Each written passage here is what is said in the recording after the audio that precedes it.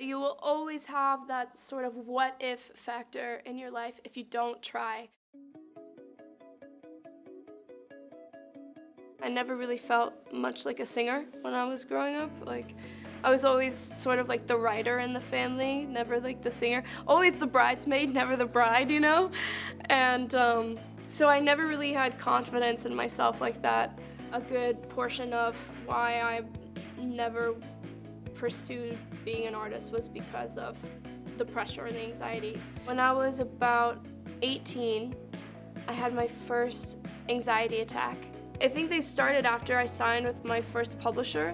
I would be in sessions and I would be literally like in the corner in the fetal position, unable to just like cooperate at all. I was working with a lot of other artists, just helping them sort of craft all their memories into songs. There was someone in particular at Republic that looked at me one day and was like, "You're an artist." And I was like, "You can shut the f up." And just from the minute he met me, he was like, "No, I'm telling you." There was a song that I was doing that I had done with another artist, and when it happened, it sounded like a duet. The label that this artist was on was like, "You should just stay on it." And I was like, "Okay, yeah, sure." And then about a week later, they're like, "Yeah, we're actually gonna go with this other artist. Just politically, they're on the same label, it works, and you're not even an artist." I was in a session when they sent that, and my co-writer Justin was in the session with me, and he realized that I had been gone for an awfully long time. I had been crying for like 40 minutes, and he was like, "What's wrong?" And I was like, "Honestly, I don't know." And he's like, "Well, I do." He's like, "I think you're sad because you are realizing that you want something that you didn't think you wanted before." I think it took that moment for me to realize that I did want something more. In that time, I had written issues.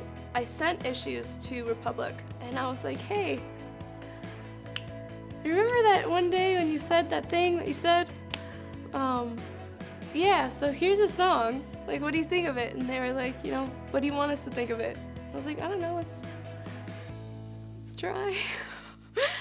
And then, yeah, and then we put it out. Yeah, I got issues. And one of them is how bad I need you. I had never performed live, really. I mean, probably once or twice when I was a kid, but that was it. And the first couple months of doing that, it was just always like nonstop crying. Like, why am I doing this? Like, why am I putting myself through this? Like, I'm so tired, and I don't know how to like cope with all of this. It took like one person, one day in the audience singing it for me to just snap out of it. When they sang it with me, it was just like, okay, I'm not up here by myself. It's really helped my anxiety so much. I don't feel all this like judgment and pressure and criticism. I was just looking at them and I was like, "Oh, you feel this too. Like, we're doing this together." And now every time I perform, I look for those people. And then I just sing with them the whole time.